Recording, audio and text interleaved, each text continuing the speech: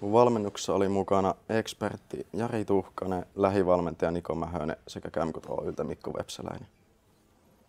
Mun valmentautuminen kesti noin vuoden päivät, mutta siinä oli välissä myös armeijaa ja sen jälkeen oli muutama kuukausi tiivistä reenaustakin ennen kilpailuja.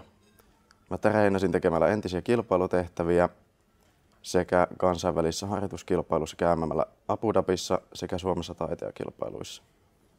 Kilpailutilanne oli tosi intensiivinen, siinä ei ollut paljon aikaa, mutta samalla se oli myöskin paljon helpompi tehdä. Paine oli sen verran kova, niin pystyi keskittyä enemmän kuin ikinä. Ja kilpailutehtävät oli haastavampia, mitä oltiin ehkä osattu odottaa, mutta ne meni paremmin, mitä osattiin odottaa.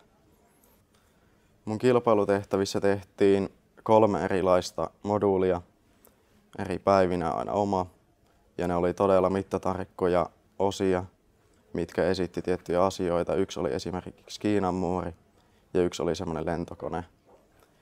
Ja ne oli todella monimutkaisen muotoisia sekä vaikeita tehdä. Ja aikaa oli mitattu sille, että se ehkä riittää just.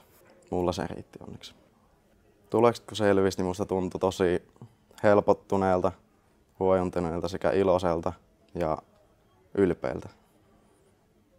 Mä haluaisin kiittää kaikkia mun valmentajia, kaikkia, ketkä on tukenut mua tämän matkan aikana, kannustanut ja tsempannut, yhteistyökumppaneita, Savon ammattiopistoa ja Skills Finlandia.